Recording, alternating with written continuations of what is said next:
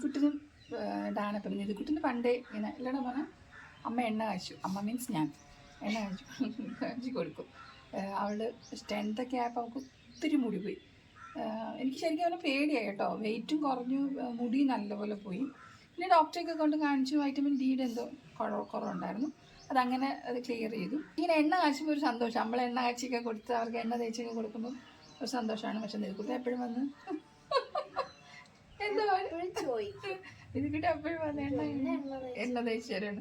എണ്ണ തേച്ചൊക്കെ കൊടുക്കും. പക്ഷെ അസ്ഥാനത്തൊക്കെ വന്ന് ചോദിക്കാം. അതുകൊണ്ട് കുളിക്കാൻ പോകുമ്പോൾ എണ്ണ തേച്ച് കൊടുക്കാൻ പറ്റും കേട്ടോ. നമ്മൾ കുറച്ച് എണ്ണ ഈ നമ്മളെന്തൊരു ടിപ്പ് ഓഫ് എന്താ പറയുന്നത് വിരലിൽ കുറച്ച് എണ്ണ എടുത്താൽ മതി. എന്നിട്ട് നമുക്കിങ്ങനെ ആദ്യം ഒന്ന് റൂട്ടൊന്ന് ശരിക്കും അതേ കാണിച്ചില്ലേ, ഇങ്ങനെ ഒന്ന് ജസ്റ്റ് വേണമെങ്കിൽ ഒന്ന് ആരാടാ ജസ്റ്റ് വേണമെങ്കിൽ നമുക്കിങ്ങനെ ഇതൊന്ന് ഇളക്കി കൊടുക്കുക. തലയിലേ താരനൊക്കെ ഉണ്ടെങ്കിൽ ഒന്ന് ഇളക്കി കൊടുത്തിട്ട്. ഇത് പണ്ട് ഞാൻ കണ്ടിട്ടുണ്ട് ടി വിയിൽ തന്നെ. നമ്മൾ ഇച്ചിരി പഞ്ഞിയിൽ എണ്ണ മുക്കിയിട്ട് ഈ തലയോട്ടിലിങ്ങനെ എല്ലാം നിങ്ങളുടെ തലയോട്ടിലിങ്ങനെ തേച്ച് കൊടുത്തിട്ട് ഇങ്ങനെ ജസ്റ്റ് ഈ മസാജ് ചെയ്യുമ്പോൾ അങ്ങ് ഇങ്ങനെ അങ്ങ് ചെയ്ത് അത് മുടി പൊഴിയും. അങ്ങനെ ചെയ്യരുത്. വളരെ സോഫ്റ്റ് ആയിട്ട് നമ്മൾ ഈ ഓറഞ്ചൊക്കെ ഇങ്ങനെ ജ്യൂസൊക്കെ എടുക്കുന്നതല്ലേ. പറഞ്ഞു കൊടുക്കുക എന്റെ മസാജ് അപ്പൊ പോയല്ലേ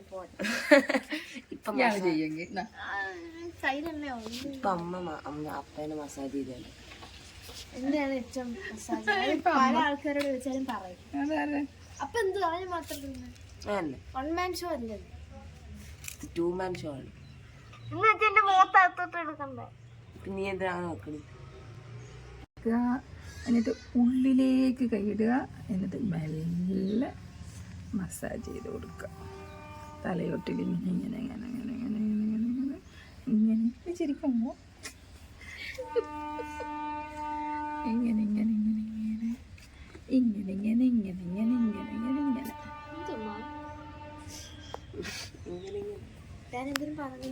ഞാൻ എന്തെങ്കിലും കഥ പറയണ, ഒരു കോമഡി പറയണ. എനിക്കറിയില്ല. നേരെ ഇരിക്കും, നേരെ ഇരിക്കും.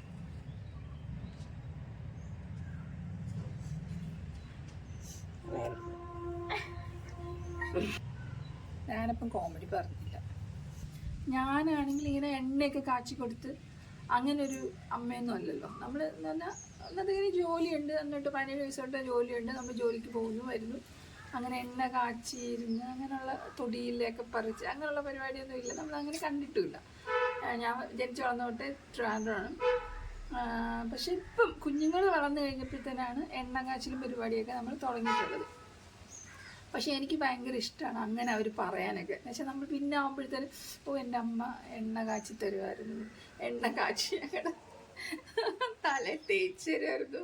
അങ്ങനെ ഇഷ്ടമുള്ളവരൊന്ന് കമൻറ്റ് ചെയ്യണം കേട്ടോ. അങ്ങനെയൊക്കെ ആഗ്രഹിക്കുന്നത് നമ്മളിങ്ങനെ പറഞ്ഞില്ലേ, ചില കറികളൊക്കെ കിട്ടുമ്പോൾ എൻ്റെ അമ്മയുടെ ടേസ്റ്റുള്ള കറികളാണ്, അമ്മ ചെയ്യുന്ന പോലെ ഉണ്ടെന്നൊക്കെ ചിലരൊക്കെ പറഞ്ഞിട്ടുണ്ട്. അല്ല അത് അങ്ങനെ പറയാൻ ആഗ്രഹിക്കുന്ന അമ്മമാരായിരിക്കും തോന്നുന്നു എനിക്ക് 100% ഉള്ളത്. അപ്പം അങ്ങനെ എവിടെയോ ഒരു സ്വാർത്ഥ താല്പര്യം എനിക്കുണ്ട്. ഞാൻ എണ്ണ കാച്ചുകൊണ്ടൊക്കെ എനിക്കങ്ങനെ ഒരു ഊറി സന്തോഷം വരാറുണ്ട്. നിങ്ങൾക്ക് ആർക്കെങ്കിലും വരുന്നുണ്ടെങ്കിൽ കമൻറ്റ് ചെയ്തോളൂ. നിധിക്കുട്ടിൻ്റെ റൊട്ടീൻ പറയടാ. കുളിയുടെ റൊട്ടീൻ. കുളി തന്നെ തല കഴുകുന്ന പറയണം. 1 മണിക്കൂർ എടുക്കും ഇറങ്ങാൻ. അത് തന്നെ റൊട്ടീനായിട്ട് ഞാൻ കാണിച്ചു തരാം കേട്ടോ. നിധിമോളുടെ അത് കാണിക്കാം നമുക്ക്. നിധിമോളുടെ തല കഴുകുന്ന വേറെ വീഡിയോ എടുക്കാനോ? പക്ഷെ അത് കുറച്ചാവില്ല, അപ്പോൾ ഇച്ചിരിയല്ലേ ഉണ്ടാവുള്ളൂ. ഞാൻ നോക്കട്ടെ ഇതിനകത്ത് ഉൾപ്പെടുത്താൻ പറ്റുമോ ഉൾപ്പെടുത്തില്ലെങ്കിൽ ഞാൻ തനിയൊരു വീഡിയോ ഇട്ടാം. നിധിമോളുടെ തല കഴുകൽ പ്രക്രിയയുണ്ട്, അതിനൊരു എന്താ പറയുക ഫോമാറ്റ് തന്നെ ഉണ്ട്. അപ്പം അത് ഞാനത് വിശദീകരിച്ച്. ഇപ്പൊ ഞങ്ങൾ അങ്ങനെയല്ലല്ലോ, ജെൻസീസ് എല്ലാം അങ്ങനെ.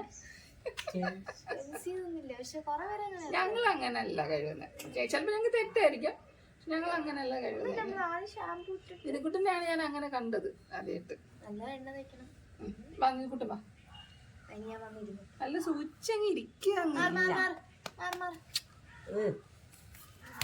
അല്ലാത്ത നല്ല സുഖം അമ്മ ചീക്കുട്ടി ചെയ്യാൻ.